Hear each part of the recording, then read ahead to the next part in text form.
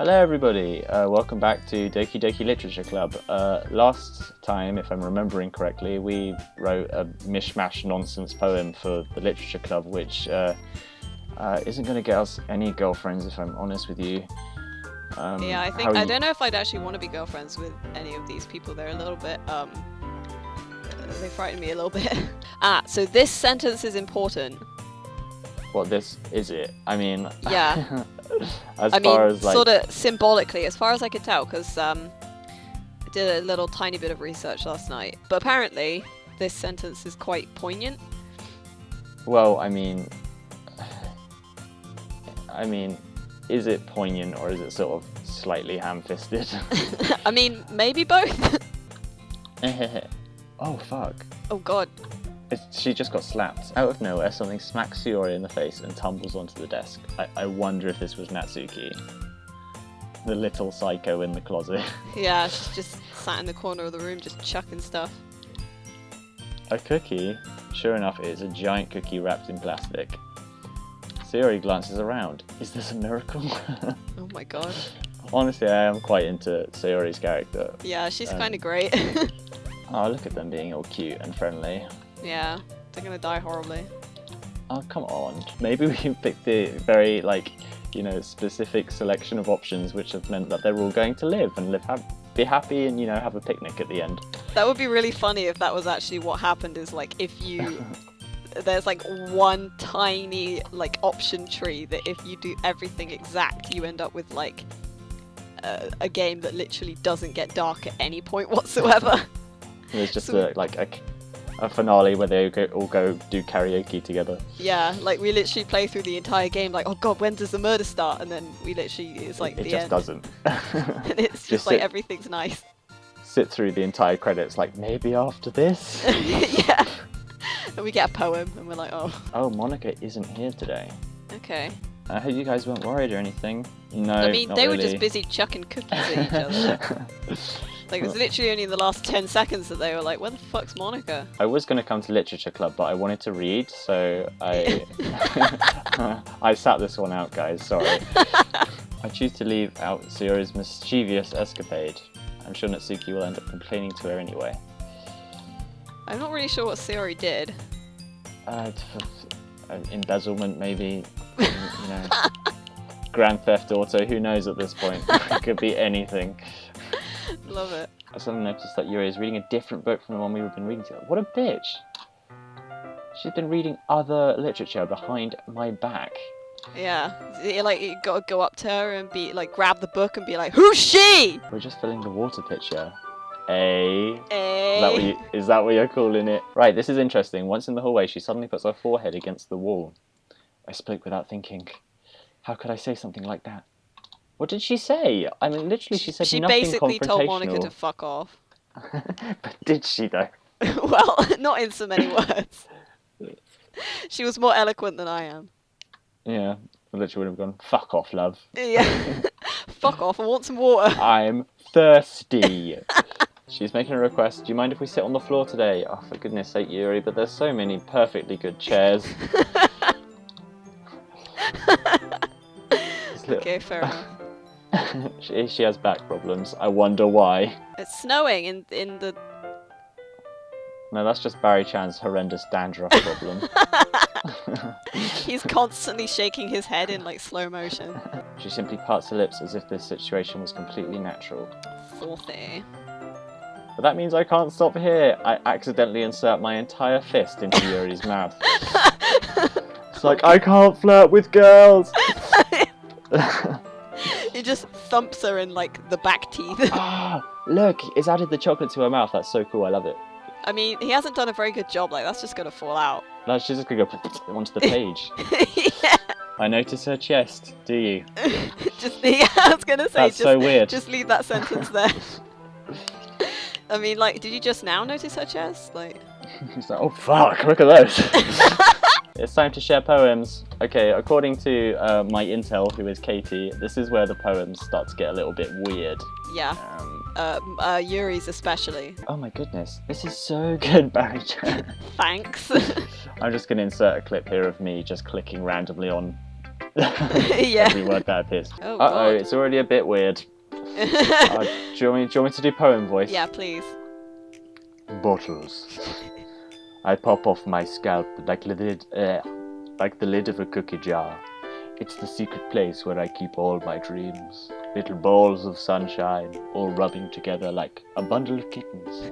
I reach inside with my thumb and forefinger and pull one. I can't do it. I reach inside with my thumb. I can't do THs in this voice for some reason. I reach inside with my thumb and forefinger and pluck one out. It's warm and tingly. But there's no time to waste. I put it in a bottle to keep it safe. And I put the bottle on the shelf with all of the other bottles. Happy thoughts, happy thoughts, happy thoughts in the bottles.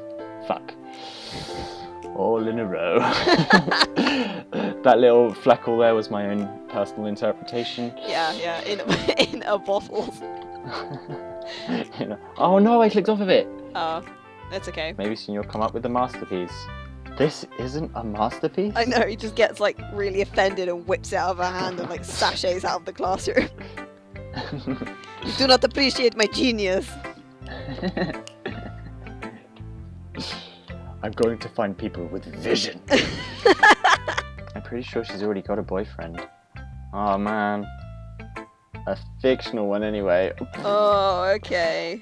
That's But can she touch his pee-pee? I don't think so.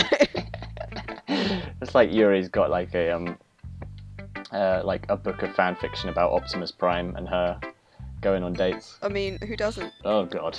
It's called Save Me. Literally, honestly, my god. Save me. The colours, they won't stop. Bright, beautiful colours. Flashing, expanding, piercing. Red, green, blue.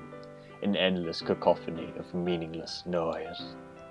The noise, it won't stop. Violent, grating waveforms, squeaking, screeching, piercing, sine, cosine, tangent, like playing a chalkboard on a turntable, like playing vinyl on a pizza crust. An endless poem of meaningless. Load me. This is a very long piece of paper. It is. It's got a scroll bar and everything. What do you think she's talking about? I mean, I think perhaps she's talking about nothing, because she says within the poem that it's meaningless, you know. Well, maybe. It could just be a spiel of, you know, just random thoughts all strung together in a poem. I mean, look, You know? just because that's how you wrote our poems. Here's Monica's writing tip of the day. I love Monica's writing tip of the day. Okay. Get your notepads and pens, everyone. Yeah, I'm ready. Sometimes you'll find yourself facing a difficult decision. Wait, I'm still writing the date. Oh god. What's the title? Monica's writing tip. When that happens, don't forget to save your game. You never know when you might change your mind. Uh-oh. Or when something unexpected may happen. Okay. Just Wait, is this tip even about writing? What am I even talking about? She's breaking the fourth wall. The fourth wall. Tapping it. She's Yeah. like, she's like just gently caressing the fourth wall, like, No. hey, I had some thoughts and feelings today. That's my advice for today. Uh-huh. I mean, that wasn't. I don't feel like I'm more prepared to do writing, Monica, if I'm honest with you. I very much want to save the game though. Should I do it? Yeah, do it. Oh shit. Damn, it's cold. Look at that She's like, blank I'm so stare. She's like, I'm so done with you. But before I go, read my poem. We didn't even get to read her poem. Wow. That's cold. That was a fuck off. Yeah, that was a big fuck off. Let's do Yuri's. I've heard good things. Yeah. Rave reviews. Even her hands appear sweaty. Her knees are weak. Mum's spaghetti. It's all coming out of her bra. She's like, I was saving that for later. Scooping it back in. I'm sorry, I gotta go. It happened in the dead of night while I was slicing bread for a guilty snack. My attention was caught by the scuttering of a raccoon outside my window. That was, I believe, the first time I noticed my strange tendencies as an unordinary human. I gave the raccoon a piece of bread, my subconscious well aware of the consequences, well aware that a raccoon that is fed will always come back for more.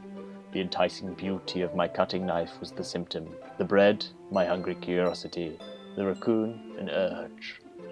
The moon increments its phase and reflects that much more light off of my cutting knife. Why is it scrolling the wrong way? The very same light that glistens in the eyes of my raccoon friend. I slice the bread, fresh and soft. The raccoon becomes excited. Or perhaps I'm merely projecting my emotions onto the newly satisfied animal. The raccoon has taken to following. The raccoon has taken to following me. I love these like manic schizophrenic moments poem voice has.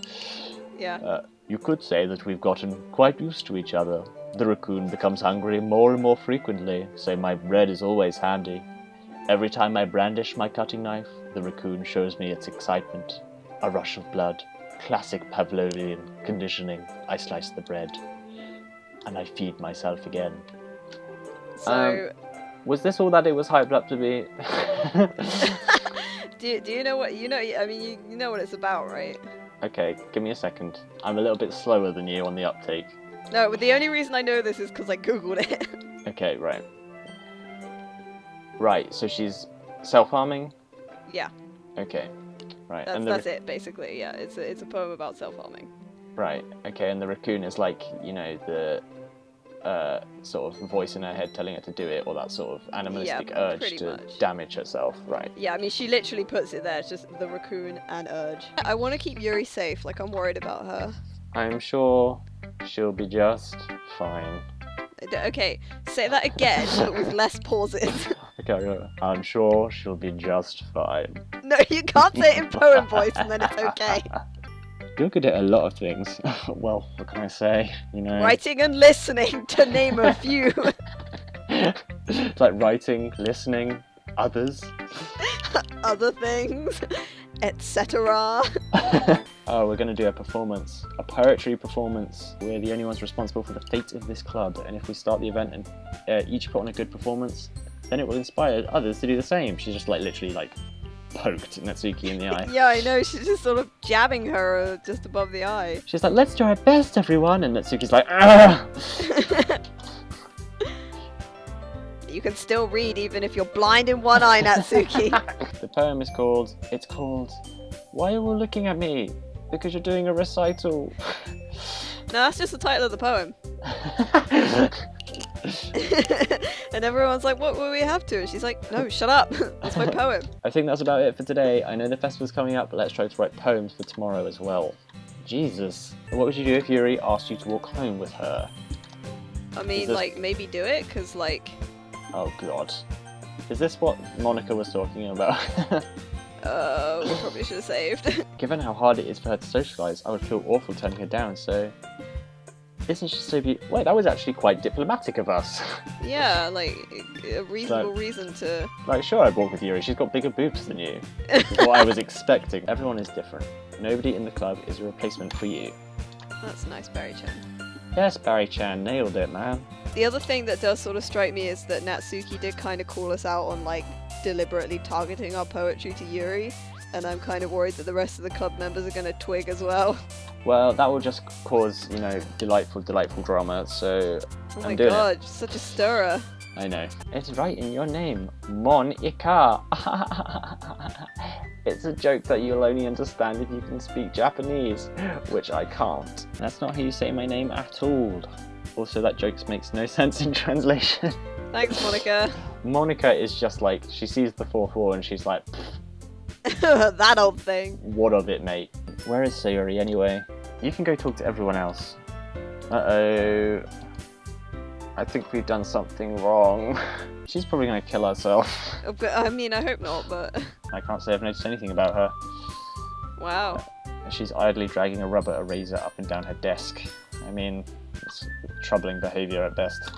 Yeah, you can't erase a desk, it's not how it works. No, that's not how it works, sorry. The thing on her mind is you, Barry-chan. You fucked everything up since you joined this stupid club that you were forced into anyway. Yeah, how could you do this to us? Not that you had any choice in the matter, but how could you? The Lady Who Knows Everything, by Monica. An old tale tells of a lady who wanders Earth. The lady who knows everything. A beautiful lady who has found every answer, all meaning, all purpose, and all that was ever sought. And here I am, a feather, lost adrift in the sky, victim of the currents of the wind. Day after day I search with little hope, knowing legends don't exist. But when all else has failed me, When all others have turned away, the legend is all that remains, the last dim star glimmering in the twilit sky. Until one day, the wind ceases to blow, I fall, and I fall and fall, and fall even more, gentle as a feather, a dry quill, expressionless. But a hand catches me between the thumb and forefinger. Why does she keep talking about thumbs and forefingers? That's really difficult to say in this voice. The hand of a beautiful lady. I look at her eyes and find no end to her gaze. The lady who knows everything knows what I'm thinking. Before I can speak, she responds in a hollow voice. I have found every answer, all of which amount to nothing. There is no meaning, there is no purpose, and we seek only the impossible. I am not your legend. Your legend does not exist. And with a breath, she blows me back afloat, and I pick up a gust of wind. So there's another poem from Monica about life being meaningless.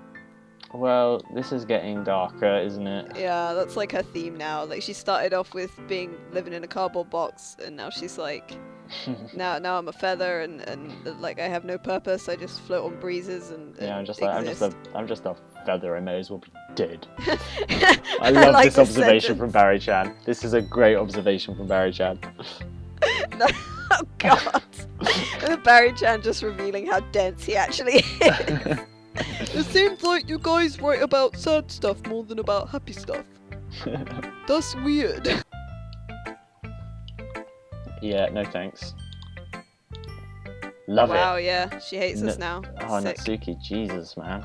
Such sour feelings. You're making new friends just like I was hoping. She's like, I should never have invited you to this stupid literature club. I should have kept you locked up with your anime. Idiot. Books are so full of amazing and inspiring people. People you want to fall in love with, or people you just know would make really good friends. Cheerful people who always put a smile on your face, or deep thinkers and problem solvers who discover the mysteries of life. So when you look at it that way, I'm surrounded by friends every day, you know? And those friends don't laugh at me, they don't tease me for spacing out all the time, they don't make fun of my body type. That must feel be bad nice. about that now. Just like bringing up her tits at every opportunity. But it wasn't until now that I started sharing it with you that I really understood what was missing all this time. It was Barry-chan, your main man. Yeah. Pretty much. That's We what just she's come saying. in here and ruin friendships, but also save the day. The emotional collateral damage in this game is insane. But you got a sweet girlfriend. Ghost, Under the Light, Part 2. The tendrils of my hair illuminate beneath the amber glow, bathing. In the distance, a blue-green light flickers. A lone figure crosses its path, a silhouette obstructing the eerie glow. My heart pounds. The silhouette grows, closer, closer. I open my umbrella, casting a shadow to shield me from visibility, but I'm too late. He steps into the streetlight. I gasp and drop my umbrella. The light flickers. My heart pounds. He raises his arm. Time stops. The only indication of movement is the amber light flickering against his outstretched arm. The flickering light is in rhythm with the pounding of my heart, teasing me for succumbing to this forbidden emotion. Have you ever heard of a ghost feeling warmth before? Giving up on understanding? I laugh. Understanding is overrated. I touch his hand. The flickering stops. Ghosts are blue-green. My heart is amber. Okay. I like it. I think we've perhaps saved this particular character from horrific fate, I'm hoping. You always make me feel nice. I know I'm not good with people, Down but... there. Stop ruining the sweet Sorry. moment. Is Monica suggesting I spend the weekend with one of my club members? How on earth are they going to respond to a suggestion like that? There's like one very easy way to make this choice. Well, two very easy ways to make this choice. And both of them are on Yuri's chest. Well, if Monica's helping Sayori, then we don't even need to bother with Monica. Let's just go with Yuri, I guess. Yeah, let's go with Yuri. I'm not looking at Natsuki's face anymore. Okay, guys, it's Sunday in the game now. Yuri's coming over. We've put on a little spritz of little cologne. Just like Febrezed everything. Yeah. Threw away a couple of old socks. We're going to end the video here. So we hope you've enjoyed this. Hopefully, it's going to get a bit heavier next time. I hope. But at any rate, we'll see you all next time. Goodbye. Bye.